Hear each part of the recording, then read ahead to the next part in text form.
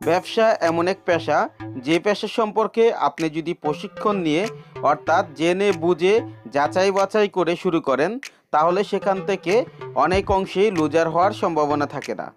আর যদি আপনি একবার ব্যবসাটাকে ভালোভাবে শুরু করতে পারেন, তাহলে সব সময়ের জন্য আপনার এই ব্যবসাটা চলতেই থাকবে। সেজন্য অবশ্যই আপনাকে প্রয়োজন পর্যাপ্ত পরিমাণ প্রশিক্ষণ অথবা প্রোডাক্ট সম্পর্কে ধারণা নেওয়া।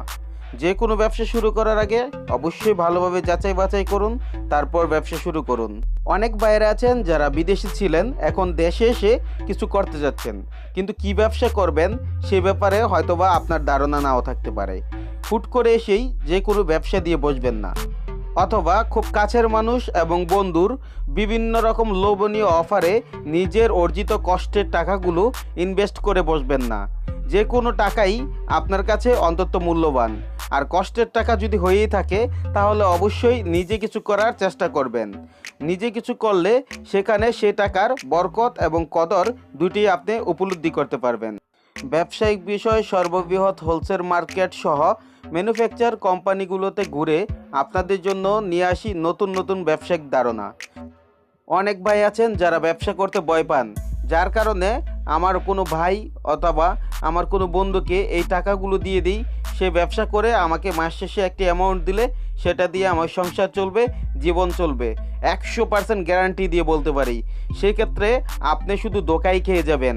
আপনার অর্থের সঠিক ব্যবহার কখনোই অন্যজন করতে পারবে না। আর যদি করেও থাকে সেটা লাখে কয়জন হয় সেটা আমার জানা নেই।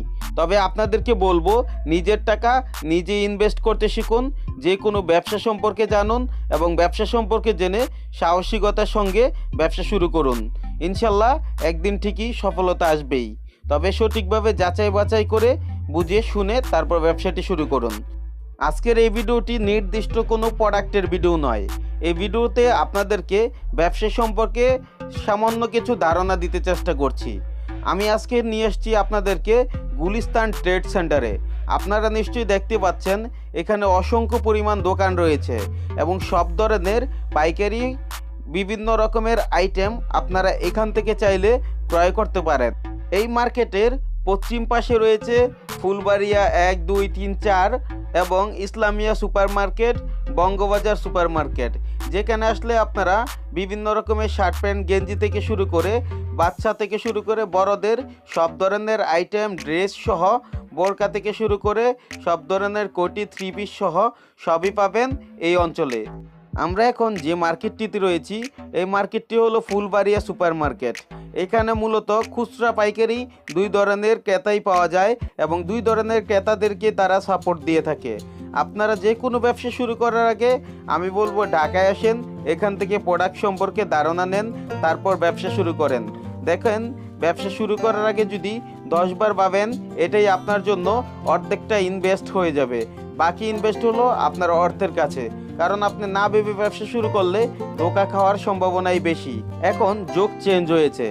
ইউটিউবের মাধ্যমে অনেকেই বিভিন্ন রকম প্রতিষ্ঠানের প্রোডাক্ট দেখে তারপর ফোনের মাধ্যমে অর্ডার করতে পারবেন আপনার নিজস্ব জায়গায় থেকে, নিজস্ব প্রতিষ্ঠানে থেকে।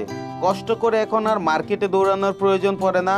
যে কোনো প্রোডাক্টই এখন ইউটিউবে রিভিউ পাওয়া যায়। ওখান থেকে আপনারা চাইলে যে কোনো প্রোডাক্ট ঘরে বসে অর্ডার করতে পারবেন। তাহলে কেন আপনার দ্বারা ব্যবসা হবে না?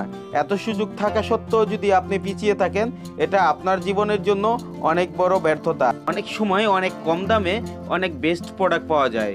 সে ব্যাপারে অনুসন্ধান করতে মাইনুল ব্লগ আছে আপনাদের সাথে।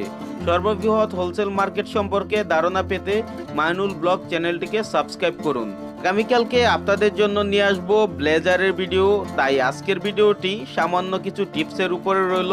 পরবর্তী ভিডিও দেখার আমন্ত্রণ জানিয়ে আজকের ভিডিওটি এখানে শেষ করছি।